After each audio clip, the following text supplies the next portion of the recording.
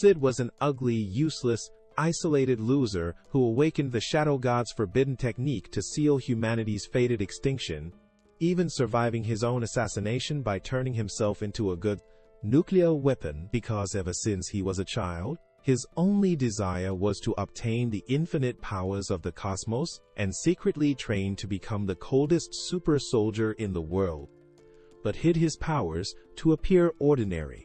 The only person who ever talked to him was Nishino, but he always called her by the wrong name, as he never cared about the identities of background NPC characters. And even though Nishino was a decorated TV star, she lived her entire life in constant fear after losing a tickle fight to a crazy stalker. So when her driver was murdered and never came to pick her up, she decided to walk home for the first time in years, but bumped into an ugly dude in the alley. As he wondered if her name was Nishino Ane, she began running away, realizing she was about to relive her traumatic past. However, a car blocked her path and the disgusting bastards began trying to put her to sleep. But just as she lost consciousness, the last thing she saw was Sid's ugly face staring at her.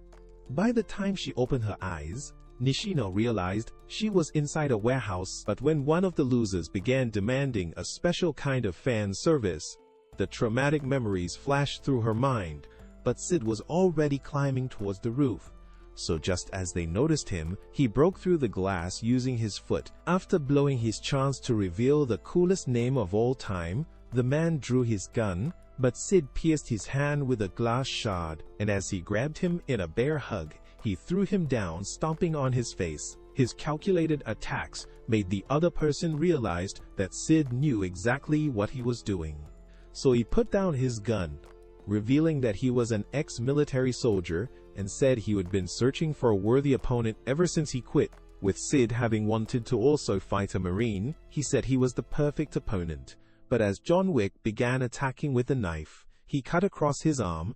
When he attacked again, Sid parried with a crowbar, going on the offense and knocking his knife away. However, John decided to attack with his fists, overwhelming him with his blows and knocking him back with a kick. But as he began to think he had Sid's techniques figured out, Sid told him that he was only getting started. So he flipped the crowbar and smashed wrist, revealing that he had plenty of practice beating down biker gangs. Sid slapped him, but as John recognized his two crowbars, he realized he was the infamous balaclava berserker. With panic starting to set in, he lunged for his gun, but Sid knocked off his hand, and repositioning his body, he smashed his knee.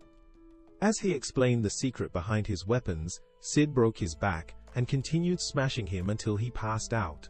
With both men beaten up, Sid began advancing towards Nishino, picking up the knife. What did he say? However, when she looked back, she realized he was gone and found the men tied up. But Sid was disappointed that he would never be as strong as he wanted. So the following day, when they ran into each other again, he called her Nishino without mistaking her for someone else. But while she was looking into his eyes, she realized he was looking back at her for the first time. At that moment, she sensed that he was hiding his pain the same way she had all this time. But after that incident, Sid's desperation for power only grew stronger, and as he began losing his mind, he supermaned into truck, ending his life at that instant. His life goal was to one day become as powerful as a superhero, and so he obsessively learned all of the world's martial arts until he was able to defeat anyone who stood in his way. But if a group of armed soldiers faced off against him, his only chance of defeating them was if he was the strongest martial artist in the world. At that instant, he reincarnated into another world, and this time he was able to sense the magical energy in the air. And even though his new family was much uglier than his previous one, Sid only cared about harnessing the overwhelming essence in the atmosphere. And although he could pierce through solid rock, his family only cared about his sister, who was destined to inherit everything. Hidden in the shadow of her talent, Sid grew up as the average Dark Knight background character. But under that exterior, he was a menace who terrorized bandits. With his enchanted slime suit, he easily dodged a bullet, exterminating the enemy and unleashing slime swords. He killed the rest of them at the same time. However, When the last one tried sneaking up on him, Sid parried his attack, wondering if he could survive for 2 minutes, but as he jabbed his blade, revealing that he was a Bushinu master, he slashed through his bodysuit. However, Sid was only pretending to be injured and ended him at that instant. So when he found their treasure, he thought he was now able to buy a Bugatti, but when a sound drew him towards a cage, he saw a disgusting blob inside. Noticing it was starting to rot, Sid thought it was possessed, but when he sensed a magical overload emanating from it, he realized it would be perfect for his experiments. So after taking it home, the menace began shooting it up with magic, but after a few months, he managed to contain the magical overload. His first thought was to invite his hot new friend to play his favorite game, and the sponsor of today's video, Crystal of Atlan, the greatest magic punk MMO action RPG game ever made. Set in a breathtaking universe, Crystal of Atlantis welcomes you into a realm full of towering airships, mysterious ruins, and spellbound cities floating in the sky, making you embark on an epic journey through a fantastical world where magic and futuristic technology intertwine. Because with fast-paced combat and co-op exploration, you can venture solo or join the 4-player raid to experience thrilling adventures as a member of Thornbird Adventurers Guild, battling the leader of dark matter thieves and uncovering hidden secrets. With over 12 character classes to choose from, you will have access to 20 skill combinations along with a fluid combat system that offers seamless control over character movement. On top of that, you can unleash chaos as Maestrix, the newest musketeer subclass, mastering magitech with shotguns, sniper rifles, and floating cannons. Switch between weapons to unleash devastating attacks, and unlock mastery with a soul stone that will make you experience high-speed mobility and powerful long-range attacks. Even from the start, you will be given a choice between 5 distinct classes. From the deadly Scythe Guard to the graceful Cloud Strider, the powerful Magician, the tech-savvy Star Reaker, and the hard-hitting Fighter, with each one of them offering a completely unique combat experience from manual dodging to time-based counters, rolling away from a boss's massive sword swing, activating a time-slowing spell mid-air, and landing a critical blow just before the enemy powers up. And in the special One Punch Man collaboration event, you will receive exclusive rewards for free, including Saitama Transformation Badge, Collab Avatar Frame, and many more. So what are you waiting for? Click the link in my description to download the coolest RPG game ever made, and join me in this epic adventure. Because while we will be dominating this new realm of non-stop action, Sid will remain an ugly, disgusting, isolated loser who lived his entire life as a hopeless waste of space. Damn. With the elf being the hottest girl he had ever seen, Sid took a dramatic pose for his first reveal as the Eminence in Shadow. So when the girl began wondering how she got her body back, he told her that he broke her curse, as he explained that a curse was cast on her and the rest of the hero's descendants, labeling them as possessed. But when he could not come up with a name, he noticed the words on a bottle and told her that the group was called the Cult of Diablo, a group of zealots plotting to revive the great demon. His mission was to remain in the shadows while going against their evil schemes, so activating his magic. He told her that his name was Shadow. Pledging her life to him, she promised to annihilate all their enemies. But even though Sid had made the whole thing up, he extended part of his slime suit to cover her. However, just as he was about to leave, he told her that their group would be called Shadow Garden and named her Alpha. As the years passed, Sid sparred with his sister and sword training, but realized that the fencing styles in this world were useless, as he could easily defeat her 1,000 times, but allowed her to knock him into the river. Even though it was exhausting playing the part of a background character, Sid knew the perfect chance to show off would come. Because in this world, every noble was enrolled at the Midgar Academy for Dark Knights once they turned 15. But with Claire having just hit that milestone, her disgusting parents realized she was missing on the day of her departure. When her bald-ass father wondered how she got abducted, her mother beat him up for being useless. But with Sid's harem having grown, Beta told him that Alpha was searching for his sister. She thought the kidnappers belonged to the cult of Diablo and explained that they abducted Claire because they believed she was one of the hero's descendants. However, when she told him that they could not determine the location of their hideout, Sid randomly threw a knife at the map, but as Beta thought he just pinpointed the hideout, she wished he would pinpoint her hideout. What do you mean by that? All the while, Claire was trapped inside an underground cell, but as she dodged a man's kick, he told her that he would heard about her brother and said he wanted to learn more about him. Those words caused her to snap, and she broke out of the chain, threatening to kill him for talking about her brother, but he shut her up with a punch. At that moment, a man arrived to warn him about intruders, but as his men fired their guns, the girls ended their worthless lives. So when Chris began rushing towards the scene, he found all his men dead. Noticing the hot girls before him, he wondered who they were.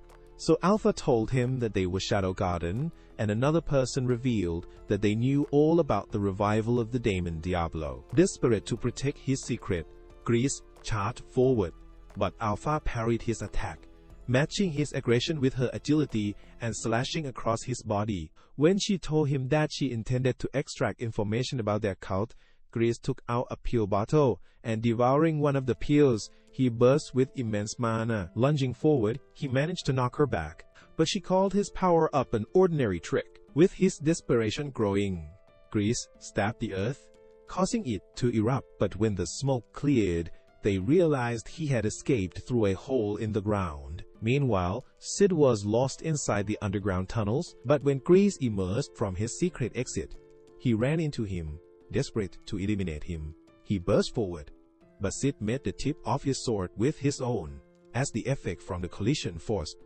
the ground to erupt. Although he had more magical power than Alpha, Sid thought he did not know how to use it. With his blade narrowly missing his face, Sid told him that his fighting had no finesse, and offered to school him on the correct use of magic. So as he began dodging all of his attacks, he easily parried his blade, piercing his shoulder, and as he continued slashing across his body, Chris realized he had never been so overwhelmed. However, he would not surrender, and began telling him that the evils of this world were so much deeper than he could tackle, but his words only made Sid excited. And as he activated his blazing eye, he told him that he would dive as deep as he could go. These words deepened Grease's desperation, and he consumed all the pills, bursting with enormous mana. But as he lunged forward, attacking relentlessly, he poured his aggression into every strike. But Sid parried his blade without breaking a sweat and calling him a disgrace. In his final moments, Grease realized he had disappointed his daughter as he watched his locket fall off, but the menace claimed it as his prize. By the following day, Claire managed to make it home, but left for the royal capital right after she was healed. And although Sid wished he could visit the capital, his harem of hot chicks had grown tired of waiting, so Alpha told him that they were leaving him and said this was goodbye. A few months later, while traveling to the capital, Sid remembered how his ugly face got dumped by his harem, who had told him that they wanted to hunt down the cult of Diablo separately. When he arrived at the capital, he enrolled at the greatest magical academy in the world, and although he was forced to stay in a cheap downtown apartment, he thought it was the perfect place for a background character to live. So as he met his two worthless friends, wait till you see the Kawara. No. Look at the top of his head. Look at his lips. As they left for school, they soon began rushing towards the train as it was about to leave, and as they managed to make it inside, they were all crammed with the other lowborn students. Just then, Skellies reminded them that the person with the lowest entrance exam scores would be forced to confess to the hottest girl in the school and suffer her brutal rejection. But with Sid having had the worst score, he thought he would get the perfect kind of experience that would make him a background character. When they arrived at school that day, after watching the loser get clapped, Sid realized that he would soon share the same humiliation. But as Skull told him not to get cold feet, Sid told them that he already spent all night figuring out how he would confess his love. By the following day, The entire school had heard the news, and as all the students stared at Sid, wondering how a loser like him managed to bag the hottest girl, Sid told his friends that it was definitely weird. As they agreed that it was, Skilly began telling Sid that he was too useless to ever have a chance with Alexia. But as Poe agreed, saying that even he was less uglier, he thought he would have had a better chance than Sid. Just then, they noticed Alexia standing at their table, and as she decided to take a seat next to them with her VIP lunch, Sid began shoving all of her meat into his mouth. He wanted her to realize just how much of a lowlife he was, and to dump his ass without a second thought.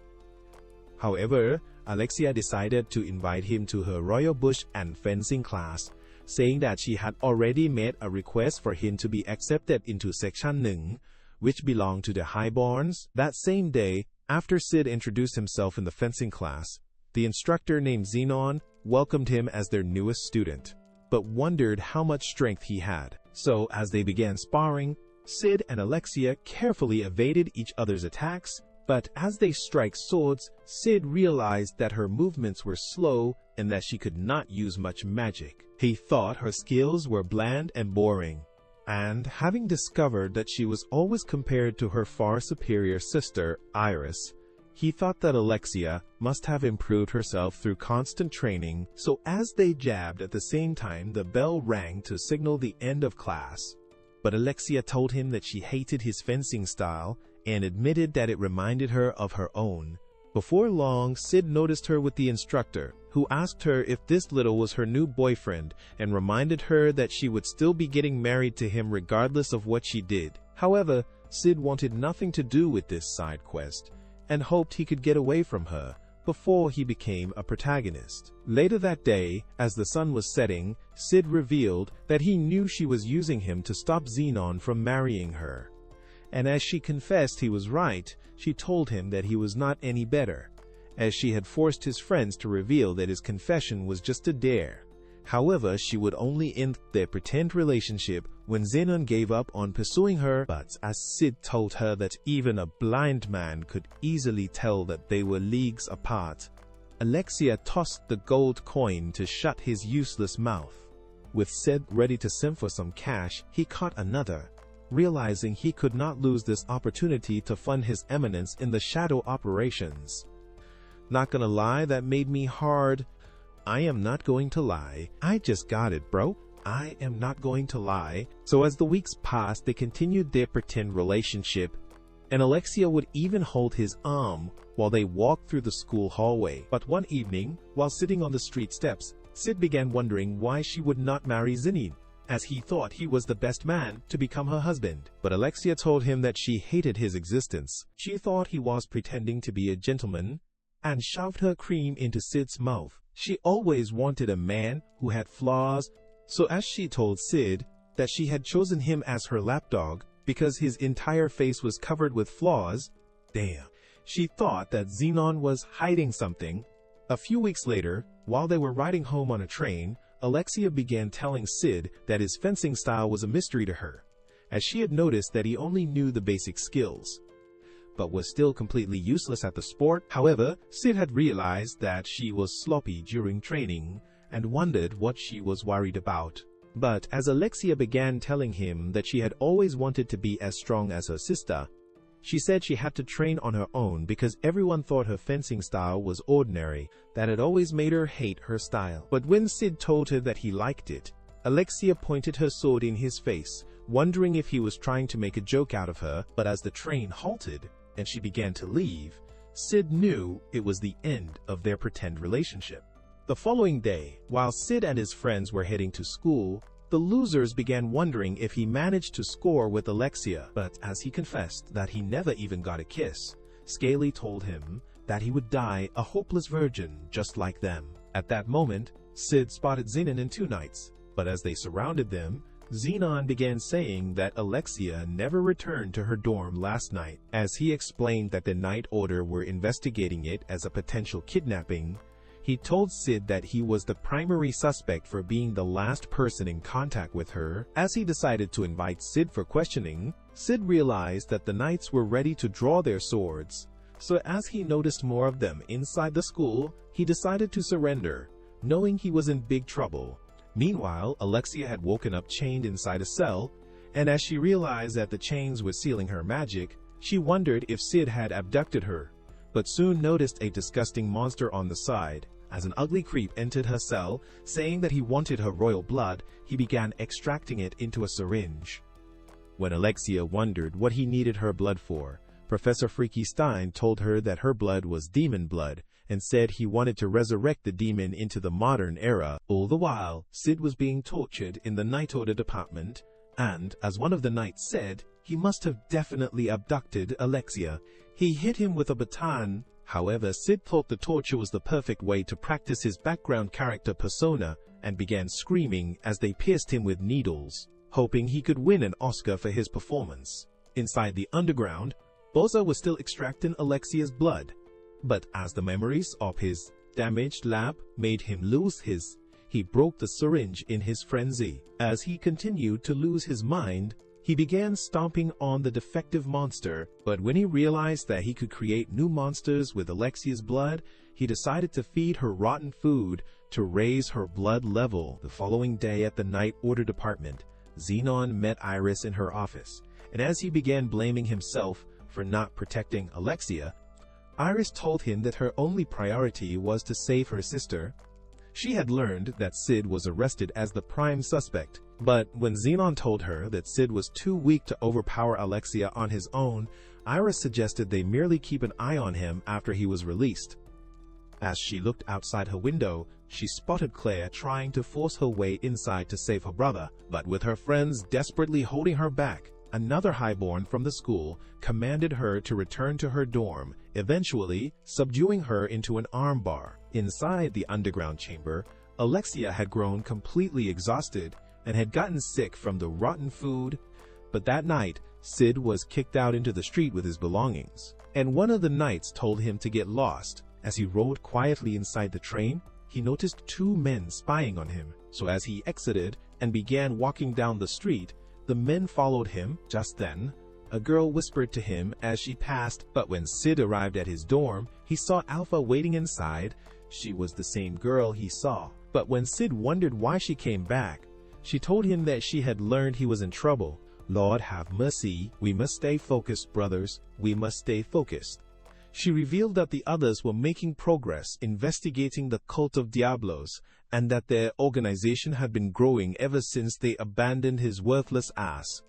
Unlike the Millimeter, Peter, he was hiding. As she began getting on top of him, she went on to explain that he would continue to be a suspect, and began undressing him, telling him that the Knight's order could not be trusted, and got on her knees. As she revealed that Alexia was abducted by the cult of Diablo because of her royal blood, she wondered why he got hooked with her in the first place. However, she was willing to rescue Alexia, but told Sid that he would repay her for the favor. As she was about to leave, she told him that Delta had also shown up to support him, and said she had been missing him. A few hours later, Sid used all the money Alexia gave him to create his own Batcave, excited to retake his place and appear as a supervillain.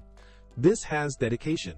So as Beta flew inside with her beach balls, she saw Sid as the Shadow God. And as she was happy to see him again, she told him that Alpha had gathered every available member of their group at the capital. She explained that their plan was to launch simultaneous attacks on all the Fenrir sect hideouts of the cult, and said they would search for traces of Alexia's magic at the same time.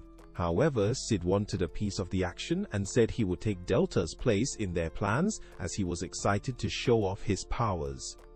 That same night, while two knights were in an alley, they noticed Sid stepping out of his apartment. But as they hurled Alexia's shoe at him, one Stain began saying that it was their newest evidence to prove that he abducted her. However, Sid already had enough of there, but as they began advancing towards him, wanting to arrest him for the second time, they realized that the two spies had been killed. Immediately, Sid slashed the first knight before slicing the second's arm. So, as he took on his disguise, killing the second man, he noticed smoke rising in the distance and thought that Delta must be responsible for it. With the entire city under attack, a knight began reporting the chaos to Iris, but when she told him that she would head for the front lines, she began wondering what was happening. At the same time, the underground was starting to tremble, but as Bozo entered the cell, saying that they were under attack, he decided to inject the monster with the prototype he had developed. At that moment, the creature burst with immense magical energy, and he succeeded his worthless face, but as Alexia began thinking she was next, it sliced the cage, shattering her chains to pieces as Alexia managed to escape from the rubble. Eventually, the monster emerged outside, but as Alexia tried making her way down the tunnel, she saw Zenon before her. He told her that this was his facility and revealed that he funded all of Bozo's research. But as he went on to admit that he still needed her blood, he told her that it would guarantee him the 12th seat in the rounds, a prestigious position in the Night Order. As he blocked her sudden attack, Alexia continued striking his blade, but as she released a burst of magic, slicing across his arm, Zenon realized that she stole Iris's technique. Wanting to show her a technique of his own, Zenon pointed his sword straight across her face, but at the slightest instant, he had sent her sword falling into the water before punching her away. As he told her that he was taking her to another lab, Sid began walking from the end of the tunnel, and as they noticed him, he introduced himself as Shadow. However, Zenon had already heard about him and had learned that he was hunting members of the Diabolos cult, but as he told him that he had not killed any core members, he called him a coward. As he continued by saying that he was a core member of the cult, he vowed to eliminate Sid, but as he studied his balance and jabbed his sword at him, he realized that Sid was nowhere in sight. With Sid having materialized behind him completely unscathed, he began wondering why a core member of the cult was weaker than water. Meanwhile, the monster was attacking the city, but as it emerged from an alley, a group of soldiers began shooting it. With a single strike, the creature ripped the ground before them, but as 3 knights popped up from behind, they attacked at the same time. However, its wound healed up at that instant, and as it nearly EC'd them, they managed to withdraw to a safe distance. Just then, Iris leaped from a rooftop and slashed the monster's body. But as she began commanding her men to retreat, it regenerated before her eyes. When the creature tried fighting back, Iris unleashed her magic into her sword and sliced its arm in a clean strike before blasting it into a building. Even so, the monster regenerated once again, but as Iris was ready to cut it into pieces this time, she unleashed immense energy in her sword, and as she sliced its body, she began slashing it with 1,000 strikes. However, as she readied her sword to eliminate it, Alpha appeared before her eyes, saying that she was only making the creature suffer, but as it tried squashing her, Iris realized she had vanished. So as Alpha began descending from the sky, she summoned a giant sword that burst with immense magical energy. As she unleashed it on the monster, devouring its entire body, a massive energy consumed everything in its radius, until a girl materialized in the blast. As she fell on her face, Alpha knew she was dead.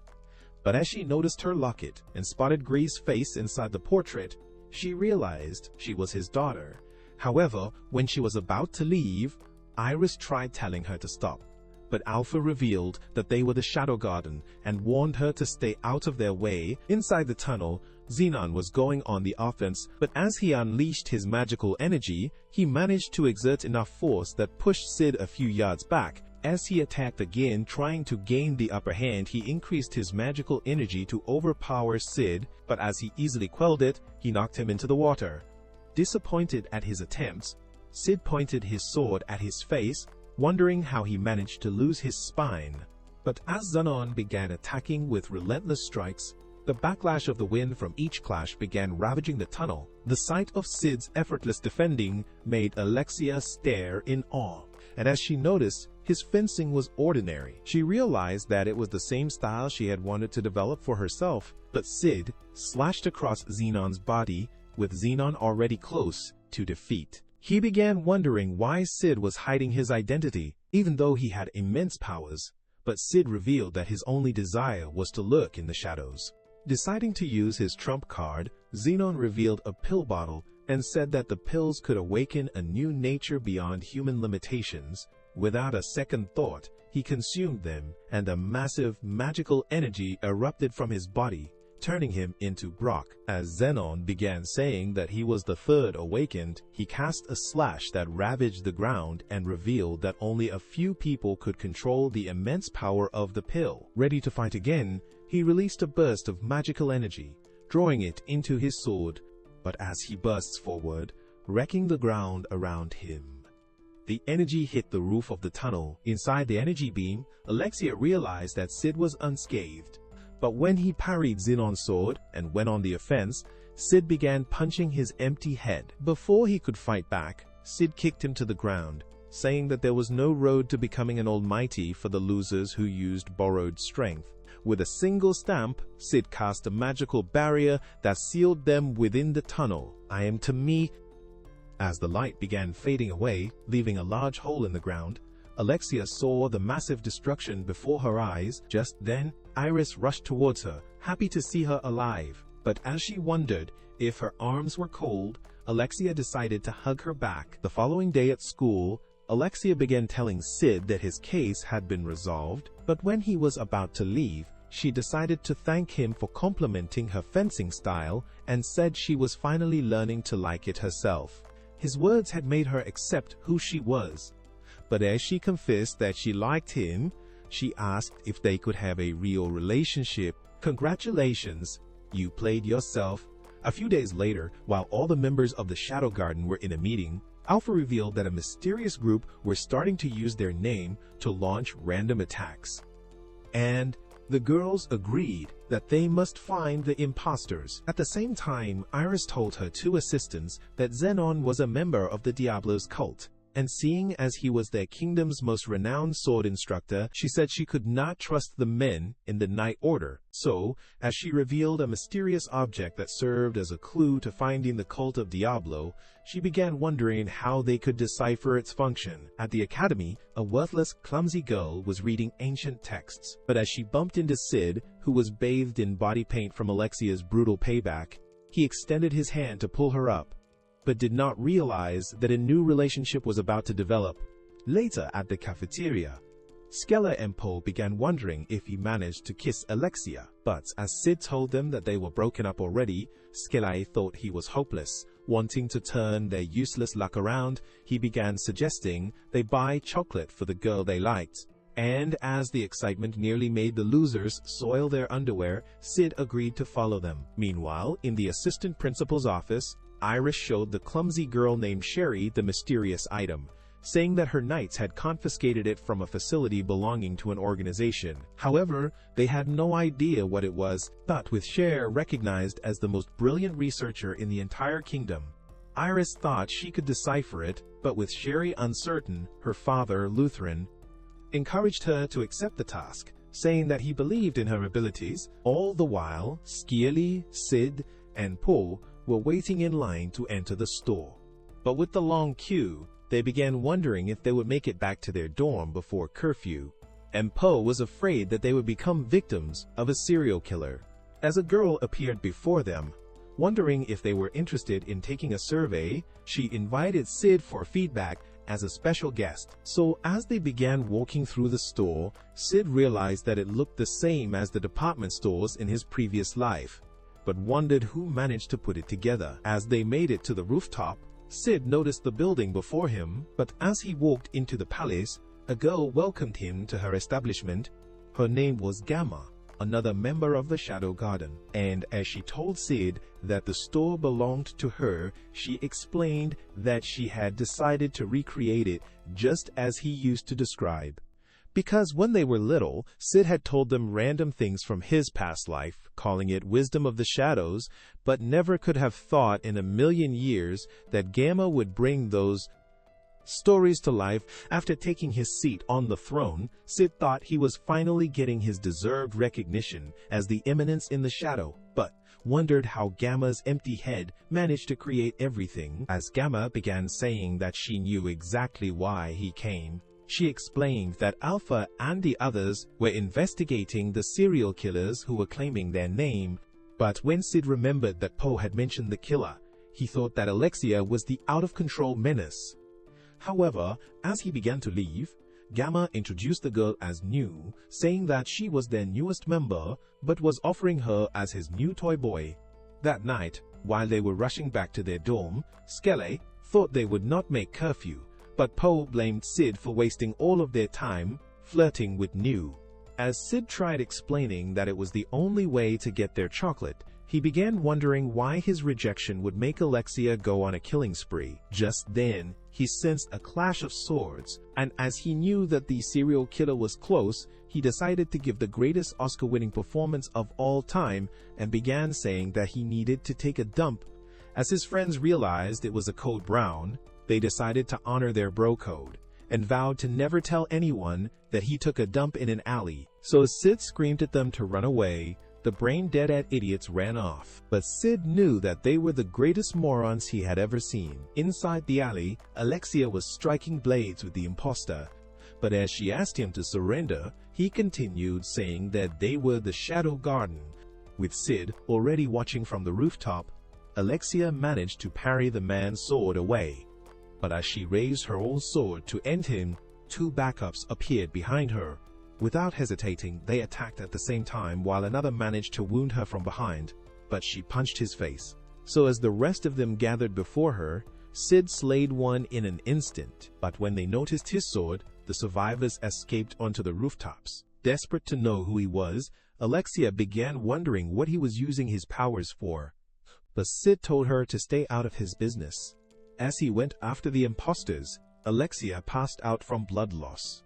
But when Sid slayed one of the men, New appeared on the other rooftop. She was impressed that Sid had managed to find them already, but when she offered to take over for him, the killer lunged towards her, but New sliced up his body. Meanwhile, outside the city, a messenger reported that all the puppets had been killed. The following day, while Skele, Sid, and Po were riding on the train, Po wondered if Sid brought their chocolate. So as he told them that he did, Skele was excited that they would win a girl over with their mini-sized chocolates. However, after arriving at school, a few minutes later, Po was ready to make an attempt of his own. Having carefully studied everything about his crush, even down to the color of her underwear. Hey yo, what the— However, as he left, Sid began hearing a girl screaming and calling him a worthless stalker. But he concluded on giving his chocolate to the first girl he came across. At the same time, Sherry settled next to him, but as Sid backtracked and gave her the chocolate, he began walking away without a second glance.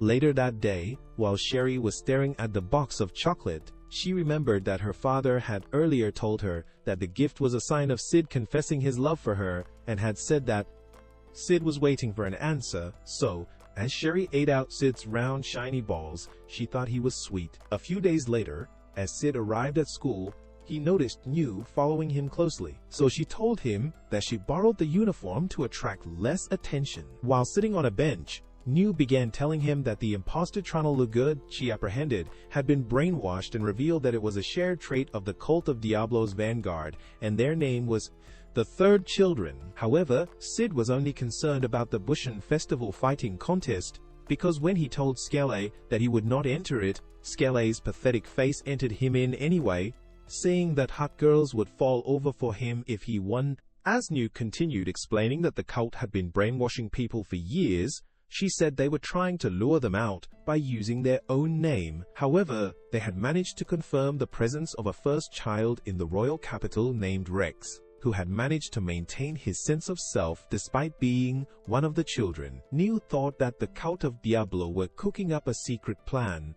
but her words only made Sid figure out an idea for quitting the fighting contest, and soon began to leave. The following day, when the contest began, Claire easily defeated her opponent, but as the instructor declared her the winner, Skele and Po realized they had lost all their money to the opening bet. For the second fight, Sid faced off with the student council president. Her name was Rose, the princess of the Oriana kingdom and the best swordsman in the academy. As she aimed her sword at him, Sid concluded that this was the perfect time for him to review his 48 master techniques that he honed through long and difficult training. So, as the instructor commanded them to start, they burst towards each other. directing their swords at the other. In that instant, Sid consumed a blood sash, and as he adjusted his foot, he took a direct hit that repelled him. However, his plan for being the perfect pathetic background character worked out exactly as he wanted. But when the instructor tried declaring Rose the winner, he told them that he was not quitting. So, when Rose noticed the determination in his eyes, she accepted to fight him again. And Sid began advancing towards her. But as they burst forward again, Sid took another nasty hit, but still would not surrender. As he continued taking repeated hits that made Rose start wondering why he was so determined, admitting he was a formidable opponent, Rose decided to apologize for underestimating him. But as she summoned her magical energy, ready to eliminate him, she lunged with her blade, but the instructor pushed Sid out of her way. Immediately, he declared Rose the winner. But as she admitted that she was defeated in the Battle of Spirits, she watched as Sid was carried off. A few minutes later, while Sid was leaving the arena, he was glad that he looked as pathetic as possible, and as he noticed Sherry behind him, she asked to speak with them. So as they sat at a cafeteria, she told him that she watched his fight, and as she admitted that she liked his gao in sword, what the pinty, as she decided to present him a gift. Sid wondered who this flat ass was, but accepted her gift anyway. His words made Sherry excited and began telling Lutheran that she would not die a lonely, ugly virgin. But when Sid discovered that her father was their assistant principal, he realized that he was careless to have gotten involved with them. However, Lutheran could already picture their wedding and began telling Sid to go easy on his daughter. A few days later, while the students were gathered in class, Rose entered with her assistant and began explaining the election to fill the vacancy on the student council.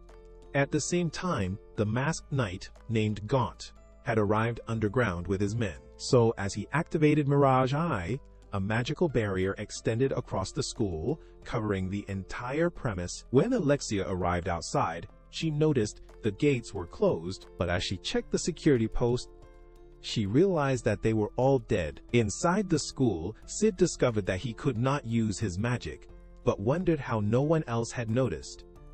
So, as the men rushed up the stairs, Sid sensed their presence as they burst inside, leaving all the students in shock. When one of the men began saying that they were the Shadow Garden, the backlash of the wind from his slash destroyed their swords. So as he revealed that they were taking over the academy, he directed them to stay in their seats. But Rose drew her sword to challenge him. Wanting to make an example out of her, he unleashed his magical energy. But when Rose tried to do the same, the Mirage Eye cancelled her magic. Before she knew it, the man broke her sword in half. But just as he was about to end her life, Sid screamed as he pushed her aside, taking the blade with his own body. As he fell down, the sight left all the students in shock. But as Rose wondered why he had to be the ultimate S, she remembered their earlier encounter in the arena and concluded that he must have loved her. However, the man pointed his sword at her, and as he commanded her to follow them, all the students were led into the school auditorium. A few minutes later, while Sid was alone, he managed to pound on his heart to restart it. But as he repeated the process to increase his heartbeat, he eventually sprang up from his final attempt. Having narrowly evaded permanent death, Sid realized he was lucky to have pulled off the 10-minute death heartbreak by using magic to maintain regular blood flow to his brain while his heart stopped beating. What can this dude not do? As a pretending background character in his own anime, Sid knew that he could be reckless whenever he wanted, but noticed that his magic was still getting blocked. However, he managed to refine it into a narrow thread, so as he stitched up his wound, he put on his jacket for cover. Meanwhile, Sherry was still examining the artifact, but as a loser burst through her window and landed on her table, she backed away with the item. As the Stain introduced himself as Rex, he began saying that his job was to retrieve the artifact, but as he drew his weapons, Glenn blocked his attack. At the same time, Marco clashed with another enemy in the hallway, and as he managed to hold him off, Sherry escaped down the corridor. Outside, Sid was staring down from a rooftop, but as he realized that the students had been held hostage, he read the entire proceedings from the spot Wanting to stall the dark cloaks until nightfall, he launched a slime arrow that killed one of them and continued blasting them until he killed everyone outside. All the while, Sherry's flip-flops were making noises as she ran, but as she managed to hide away, her brain dead-ass began thinking she was safe. But Sid blasted an enemy to protect her. As she climbed up the stairs, Sid leaped down from the top of the building, strangling another dark cloak as he noticed her. However, Sherry thought it was only her imagination. But as she remembered Rex's pathetic face, she realized that the enemies were using the unique artifact she saw in her text, and figured it was the reason why they wanted her own artifact. Before she knew it, Sid eliminated another enemy, and as he watched her from the entrance, Sherry kicked the step while climbing up, but was lucky enough to fall into his warm arms. As Sid gave her the artifact, she noticed the bloodstains on his clothes, but as he noticed that her useless voice was too loud, he pointed out that her flip-flops were too noisy. After they made it into Lutheran's office, Sherry managed to find the Eye of Avarice in an ancient text, and revealed that it was blocking their magic, as she went on to explain that it could absorb magical energy from people that were within its range. She said it would store them temporarily, but revealed that the dark cloaks had programmed it to remember their magical frequencies.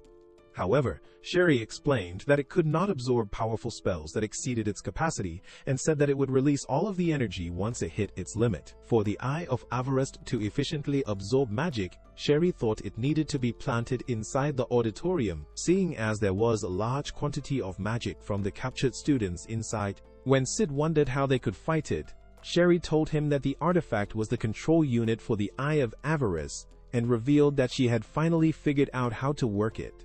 As she activated its magic, she explained that the eye was created to be used with the artifact to store magic, but said she needed to activate it to stop the eye from working. However, she had forgotten her tools for fine-tuning it inside her study. But as Sid wanted to be a gentleman, he offered to go in her place. Meanwhile, in the auditorium, Rex was telling Gaunt that their plans were perfectly in place. But when Gaunt wondered why he had not retrieved the artifact, he vowed to Ikai his worthless face if he returned without it. However, as Rex was about to leave, he told him that someone was taking out their thirds and seconds and thought he was a real master fighter. So as Gaunt concluded that they were members of the Shadow Garden, he said he would not lose to them. A few minutes later, while Rex and his men were walking through the corridor, they vanished in an instant. But as he was wondering what happened, Sid bashed his face with his palm. Desperate to protect himself, Rex activated a technique that covered him with an ultranet. But as he began saying that Sid could not touch him, Sid bashed his face from the inside before kicking him into the library. At that moment, Rex noticed all the dead bodies, and as the sight nearly lost his mind, Sid ended his worthless life. At the same time, New had arrived inside the study, but as she realized that Glenn was dead, Sid appeared before she could end Marco. As she told him that the rest of the group had infiltrated the academy, she said they were waiting on his command, but admitted that it would be nearly impossible to launch an attack while their magic was restricted. However, Sid's only goal was to gather all the things that Sherry needed for fine-tuning the artifact, so after he found everything he needed, he explained it all to New and said they would neutralize the Eye of Avarice. Outside the school, one of the knights was telling Iris that all their specialists were being held hostage in the auditorium, but at the same time inside, New Hui's was signaling to the rest of her group on the rooftop. So inside the office, after Sherry had fine-tuned the artifact, she activated a device to pass magical energy inside, so as it awakened with a golden light, Sherry was excited that she would finally shut down the eye. She remembered that Lutheran had described a hidden tunnel that would lead to the auditorium. So as she managed to activate the secret entrance, the door opened before their eyes. Sherry thought that Lutheran was also a hostage, and as she was eager to rescue him, she began climbing down the stairs. Inside the auditorium, Gaunt was wondering why Rex had not returned, but Rose was asking a student to be patient, because with their magic already blocked, Rose thought they would be vulnerable to attacks. But then, even with it, she thought they were no match for Gaunt's magical energy. When another student tried suggesting they make an attempt anyway, they realized that a boy had been shot. but as the sight made Rose angry, Sherry managed to sneak inside. As she spotted the Eye of Avarice, she activated the artifact and hurled it towards the eye. So as a golden light shined over the auditorium, it disabled its magic and brought down the barrier around the school. While the students were still wondering what happened, Rose kicked one of the enemies to claim his sword. So as she revealed that their magic had returned, she commanded them to fight back. Immediately, the students went on the attack, but as Gaunt directed his dark cloaks to kill them, he began advancing towards the artifact. So, as Rose continued her slaughter, she noticed that her magic was not fully recovered, but knew that she needed to stop Gaunt before he escaped. As she rushed forward, dark cloaks attacked her again, but as she raised her sword to end him, the enemy severed in half. The ease of the slaughter made her wonder if she truly killed him. But as 3 men attacked her, the glass roof shattered as Sid landed in their midst. At that moment, Rose realized that the entire auditorium was surrounded, so as Sid announced that they were the real Shadow Garden, he directed his sword to signal the girls. At the same time, Gaunt directed his men to fight back, but the girls easily slayed them all. When Rose realized the opportunity, she told the students to escape, but Sid noticed Gaunt as he was leaving. All the while, Sherry was still looking for Lutheran, but as the overheated lamps blew up in flames, the fire soon spread across the auditorium.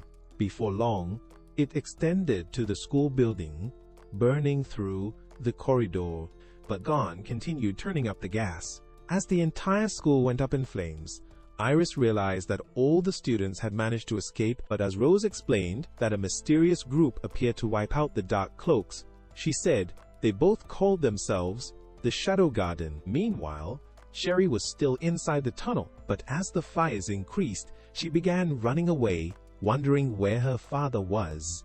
At the same time, Gaunt was gathering up books in Lutheran's office, but as he set them on fire, Sid appeared on his balcony. He had discovered that Gaunt was Lutheran, but as Lutheran took off his visor and wondered how he managed to figure it out, he said he would kill him to protect his secret. However, Sid wanted to know why he became a villain and decided to ask why he attacked the school. So as Lutheran began saying that he was once the greatest fighter in the entire kingdom, he revealed that his incurable sickness had brought his glory to an abrupt end. So in his desperate desire to attain that height once again, he had killed Cher's mother to acquire the key to his healing, which was the Eye of Avarice.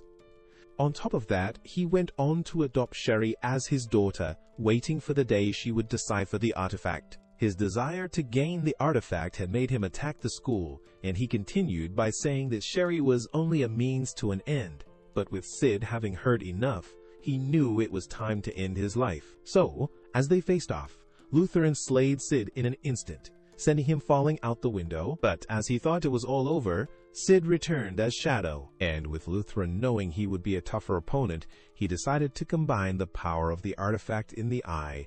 As it released a burst of magical energy sticking into his body, it overwhelmed him and transformed his body while curing him of his sickness. The immense magical flow made Lutheran think he was invincible, but as he attacked Sid, he parried his blade and blocked all of his attacks without taking a single step.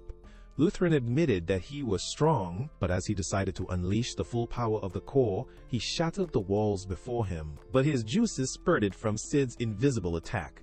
Even so, Lutheran would not surrender, so he began attacking again, revealing that he already made arrangements to make Sid take the blame for everything that happened.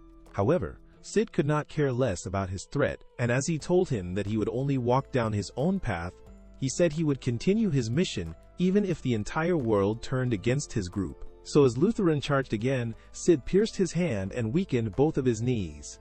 But as he stabbed into his heart, shattering the core with a twist of his blade, the energy consumed his body. When Sid began to leave, ignoring Sherry on the sight of her dead father made her scream. But as she began to cry, Sid thought she was better off not knowing who the two-faced lying sack of really was. A few days later, while Alpha was reading Shadow's wanted poster, she thought he was a true hero who was willing to take up the guilt of the entire world and said they must continue in his footsteps. But at the academy, the entire place had been completely ravaged. But while Sid was heading home, after the close down, he saw Sherry before him. As she thanked him for helping her fine-tune the artifact, she said she was going to study abroad and revealed that there was something important she needed to do. When Sid wondered what it was, the thought of it nearly broke her heart. But she told him that it was a secret. As she left in her carriage, Sid walked down the other end of the street, but knew that she intended to avenge her father's death. As the days passed, he stayed alone inside his dorm. Even after all, the students went home for an early summer break. Eventually, he got a letter from Alpha, and as he realized that he needed to settle an old score, he thought it was time to head for the sacred land called Lindworm. However, a few days ago, after the attack on the school, Rose had rushed into the infirmary to find Sid, and after looking past the wounded students, she had found him in bandages. The sight of his living body made her wonder if his little sword would ever rise again. But as she pledged her unwavering love anyway, she told him that she accepted his feelings and was giving him all of her heart. So when Sid was leaving for Lindworm, she tagged along, clinging closer than an ugly parasite. But while she was saying that the hands of destiny had brought them together, Sid knew that he needed to get away from her hands of distraction. As she began wondering if he was heading for Lindworm because of the goddess's trial, a renowned fighting ritual for the greatest knights in the world, Sid told her that he was. But when she began saying that she could not wait to spend the rest of her life with him, he managed to slip his hand away.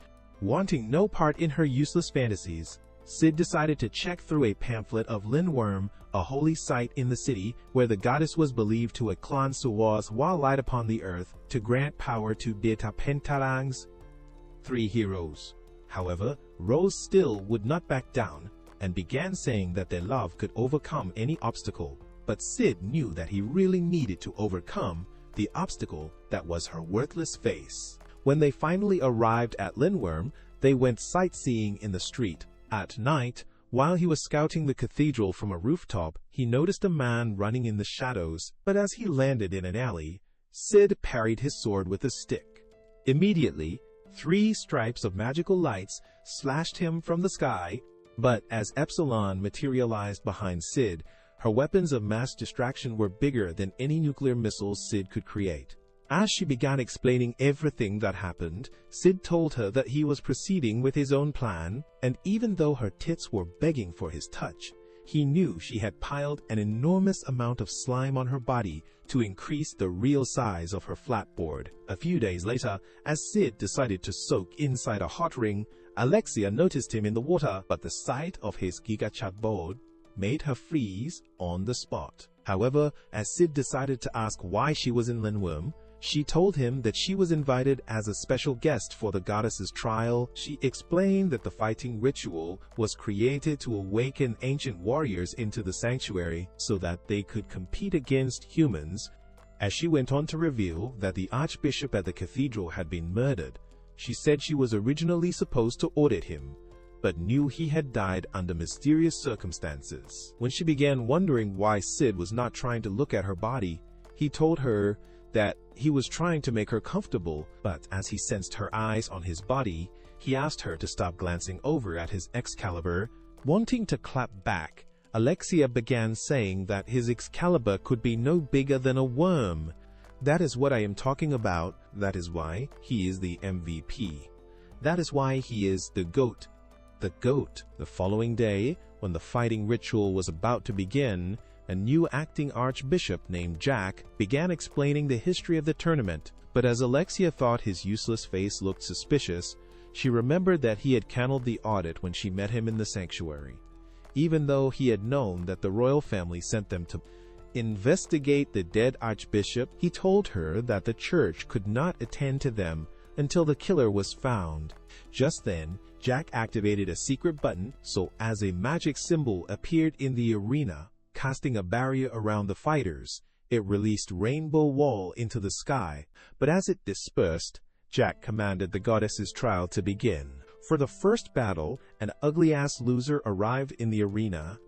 But as 2 uglier losers began giving free commentary, Sid discovered that an ancient dead warrior could really be summoned.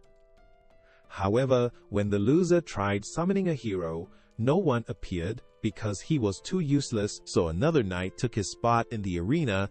At the same time, Sid was considering making a dashing entrance as the Eminence in shadow, and would dart away after showing off his eminent powers. However, with every other knight having failed to summon a hero, Sid concluded on remaining a background character. But at that moment, he heard his name across the arena, and as he realized that he was being summoned to fight, Rose began saying that Sid was her strong and capable man. However, Sid had no idea how he got listed as a fighter, but knew that he only had 3 options. For his first option, he thought he could accept to fight in the trial, but was worried that a powerful ancient warrior would appear before him, forcing him to reveal his powers. As for his second option, he thought he could run away after quitting, but had no desire to get humiliated again since the entire arena already knew that he was a Dark Knight. However, for the third option, Sid decided to release a flare into the sky, drawing everyone's attention. But while they were wondering what the light was, they noticed shadow in the arena.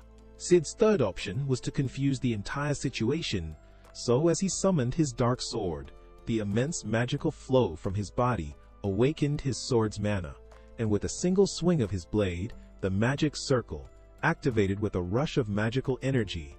As an ancient goddess materialized before him, Jack wondered how it was possible, but Beta revealed that she was Aurora, the Witch of Calamity. According to legends, she had once rained chaos and destruction down on the world, but when Beta asked Jack to reveal the entire history for another one of her useless books, her massive cannons compelled the ugly old loser to start spilling everything. However, he thought that Sid would be completely useless against her. But as Alexia told him that he was wrong, she revealed that the goddess's trial must have summoned Aurora as an appropriate opponent, because Shadow's powers must have been on her level. Inside the arena, Sid was excited that he found an opponent who felt the same way that he did, who thought a battle was a conversation, from the shifting of her sword's point, even to the placement of her foot, all of the movements that reflected her will as she released thick bars of body paint that rained down like spears. Sid whisked his way through them, but as she stayed on the offense, Sid continued weaving through. As Alexia began saying that Aurora was truly strong and that no ordinary knight could fend off her attacks, she revealed that Sid had not launched any attacks. At the same time, Sid was easily evading all the attacks, and as he glided across the arena, happy to have found a worthy opponent, Aurora tried to corner him at the center. However, Sid realized that her actual power had been restrained. So as he slashed the web of body paint, he slayed her with a single strike. At that instant, she disintegrated, but as he flew out of the dome, leaving everyone in shock, the dome cracked and shattered into pieces.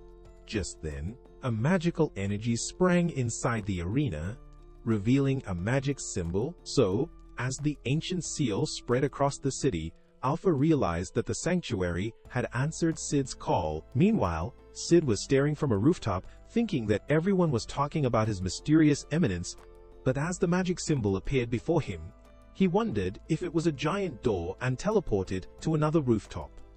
However, the symbol appeared once again, but as he began teleporting, it continued following him, eventually materializing before his eyes. Thinking it was a teleportation portal, Sid began wondering if it was supposed to lead him to Aurora, and decided to enter anyway. At the same time in the arena, all the people were staring at the magic symbol, but while the girls were wondering what it was, Nelson had realized that the sanctuary responded to Sid. When Rose demanded an explanation, he decided to explain that today was the one day of the year where the door of the sanctuary could open, but revealed that it had never done so in the middle of the trial.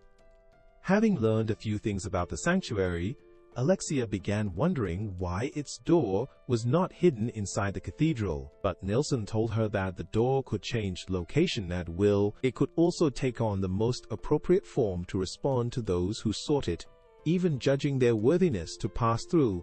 For this reason, it was called a forbidding door, a beckoning door, and a welcoming door. But as the door began to open, Nelson screamed for everyone to evacuate. However, as he tried asking the girls to leave, they realized that the Shadow Garden had arrived, But Alpha warned Rose and Alexia to be on their best behavior until the door closed. As they jumped towards the gate, they were whisked inside. But when Epsilon began saying that they would be taking Nelson with them, the ugly old fart wondered what they intended to do inside. As Epsilon revealed that they wanted to find answers, reinforcements arrived, threatening to eliminate Beta. Just then, Epsilon looked back, having sensed a man's presence at her behind, but as he reappeared before her, slicing her fake tits off, she reattached them to her body before slashing him a dozen times. Before Nelson's eyes, his entire body fell into pieces. But as Epsilon grabbed his worthless face, they whisked into the gate. At the same time, the others followed, but when Alexia realized that the gate was about to close, she flew inside, giving Rose no other choice but to follow her. However, as they fell on top of Beta, Alpha decided to ignore their useless faces, saying that it could be important for them to also learn the truth. After arriving at a vault, Alpha began saying that this was the place where the left arm of Demon Diablos was sealed away according to legend. After he was defeated by the hero Olivier, however, Alpha thought that the only thing buried here was the truth of the dark corners of histories. And as she told them that the hero was actually a girl, she revealed her face, saying that they looked exactly alike. Realizing she was a possessed, Nelson began saying that she should be dead already. But as Alpha revealed that the cult's goal was not only to bring the demon back to life, she managed to awaken the vault with her magic, explaining that a great battle once occurred inside. As the vault opened, a stream of water flowed outside. And as Alpha revealed that the vortex locked away all the memories, she called the place a graveyard of ancient memories and demonic grudges. Meanwhile, Sid had arrived inside a room, but as he found Aurora inside, he began wondering if she summoned him. However, Aurora told him that she did not, but as she began saying that she enjoyed their fight in the arena, she told him that he was the strongest opponent she ever faced. When she wondered how he got inside, Sid explained that he entered the gate. But as he asked if she knew the way outside, Aurora told him that she had no memories of ever leaving and could not possibly find the exit. Realizing she was useless, Sid was ready to ditch her worthless face, but Aurora asked him to free her from her straitjacket. As he raised his sword, Sid cut her free. So when Aurora suggested they escape together, she explained that the sanctuary was a memory prison created from ancient battles, and that they would be free once they destroyed its magical core. Having no other choice, Sid agreed to work with her, but Aurora told him that their magical powers were restricted inside. So as he watched his flames extinguish, he realized she was telling the truth. However, he was certain that he would find a way out, so as Aurora decided to tag along, the memories shattered as they left. On the other side, Alpha and the others had arrived inside Olivier's memories, so as Alpha began explaining that the cult of Diablo had gathered orphan children for experiments, she said their bodies had rejected the treatments, turning them into ugly monsters that were known as the possessed. At the same time, Sid and Aurora were walking through another memory, but as they noticed a girl that looked exactly like her, Aurora told him that they needed to destroy this memory so that they could move forward. Having already figured the way out, she smacked her younger self to shatter the memory. Inside Olivia's own memories, Alpha continued explaining that Olivia was the only compatible child to the Diablo cells, and as she explained that she was given a mission to extract new cells from Diablos after gaining its power, the memory also shattered. Noticing they were in a battlefield, they watched as the cult used powerful ancient artifacts to immobilize Diablo's left arm for more experiments, eventually using it to create the overpowered pills. However, they had dumped it after realizing that its effects were too strong, but as they entered a new memory, they discovered that Nelson was one of the scientists. During one of their experiments, they had recreated Diablo's blood to grant them tremendous power and a body that would never grow old. So as Nelson admitted that it was called Beads of Diablos, Alpha began revealing its side effects and said it needed to be taken once every year, even though only 12 beads could be made. Due to its scarcity, the Knights of Rounds were formed to make 12 members. As Alpha went on to reveal that they were trying to perfect the drug by using the blood of the hero's descendants, Nelson affirmed that every member of the cult wanted the power and eternal life in the beads. As he managed to free himself, saying that he was one of the chosen Knights of Rounds, Delta stabbed his heart when he tried to unleash his powers before dumping his body inside the water. However, they soon noticed the surface burbling, but as Nelson emerged from it, the memory shattered at that instant. Just then they realized that they had been teleported to a new realm. But as they noticed that they had been separated, Alpha told them that it must be another feature of the Sanctuary's security system. At that moment, Nelson began saying that the Sanctuary was his territory as he split himself into clones. But with Delta already itching for a battle, she slayed the clones before her and sliced more of them as they attacked. As she noticed her magic was unstable, she blocked Nelson's attack before leaping all the way back. However, their slime was already losing its magic. So, as Nelson revealed that he had intentionally lured them to the center of the sanctuary so that they would lose their power, he decided to regenerate his clones. Even so, the sight of them only made Delta hungry to keep fighting. Meanwhile, Aurora and Sid were walking through a dimension with no sense of up or down. But as a blinding light teleported them into the battlefield, Aurora decided to pull Sid's lazy ass up. As they walked over the bodies, they soon came across Aurora's younger self. But when she tried to eliminate her, Sid saved her from her Oni, using a zombie's face as a springboard. At that moment, they realized they were surrounded by zombies. But as Aurora told Sid that the sanctuary was rejecting them, she said she would be back inside the straitjacket if she got killed here. All the while, Epsilon and the other half of the Shadow Garden were walking through the laboratory.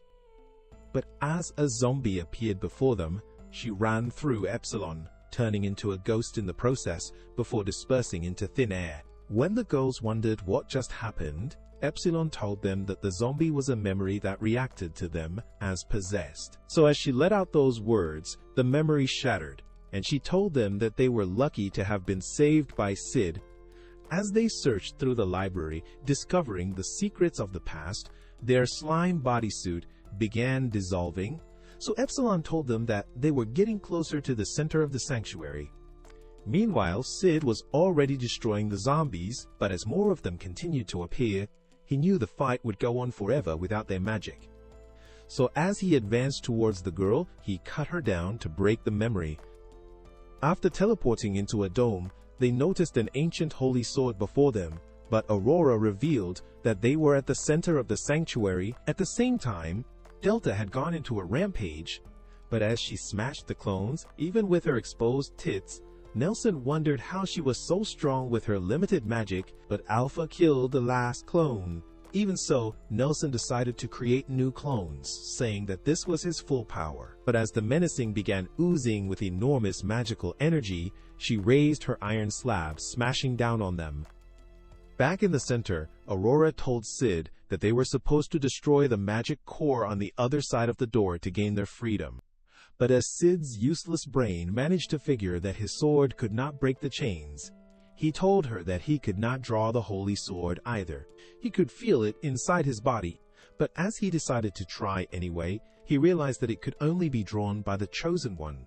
At the same time, Aurora discovered that only the hero's direct descendants could draw the sword, so as they realized they had no other options, they decided to rest by the sword. In the meantime, Delta was still rampaging, but as the memory eventually broke, Nelson began wondering how she managed to beat his 100 clones. Alpha told him that all his clones were as useless as he was.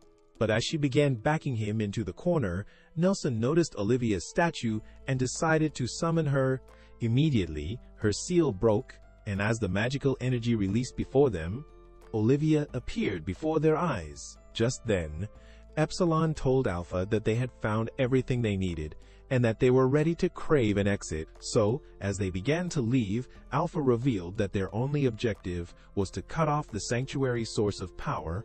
So as she whisked into the portal, the girls followed in another with the loser all by himself. He began saying that they could perfect the beads if they managed to extract Alpha's blood, but wondered what excuse he could make up to save his ass. At that moment, The security system warned him that invaders were at the center of the sanctuary, and as he realized that he could make them the perfect scapegoats, he commanded Olivia to follow him. Meanwhile, Sid and Aurora were still waiting by the sword, but as the bold head stain emerged from the gate, they noticed Olivia behind him. However, Aurora had no memories of them, but as Nelson began saying that they could not possibly open the gate, he directed Olivia to eliminate them. At the same time, Sid began advancing towards her, but as Olivia flashed towards him, throwing him into the walls, she spotted him falling down and continued her attacks.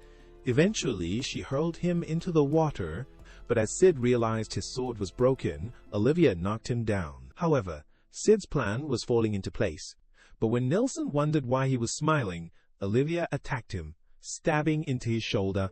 Even so, Sid landed lightly on his feet. But when Nelson wondered why he was still alive, Sid began saying that Olivia was not communicating with him, and, as he had noticed that she had no heart, he said that their fight was basically pointless. Desperate to end him anyway, Nelson directed Olivia to finish him off, but Aurora rushed to protect him, saying that no human could ever defeat Olivia. She told him that he had given her more memories than she could ever ask for, and said that there was no need for him to die. But as Nelson offered to spare his life in exchange for her services, Sid began saying that he was not a charity case, and that he did not need her help. With Nelson's anger already burning up, he told Olivia to end his life. In that instant, he twisted her arm and held her in a chokehold. As she disintegrated before his eyes, Nelson began wondering how he managed to survive getting stabbed through the gut, but Sid told him that he protected all his vital organs and went on to explain the entire process. However, Nelson thought he was definitely a nutcase. But as Sid began advancing towards him, wondering if he wanted to be next, Nelson began saying that he was only lucky to have defeated Olivia and revealed that she was just a copy. As he activated the magic in the sanctuary, thousands of Olivia clones appeared across the dome, and Nelson revealed that this was the full power of the sanctuary. Immediately, the clones attacked Sid at the same time, but as he opened his closed eye to activate his magic, he repelled them with his slime sword, making them disperse. The sight of their annihilation forced Nelson to open his floodgate, so as he commanded all the Oliviers to kill him, Sid began fighting them off, realizing the fight could go on forever. So as he decided to release his full magical powers, Aurora wondered how a human could be so powerful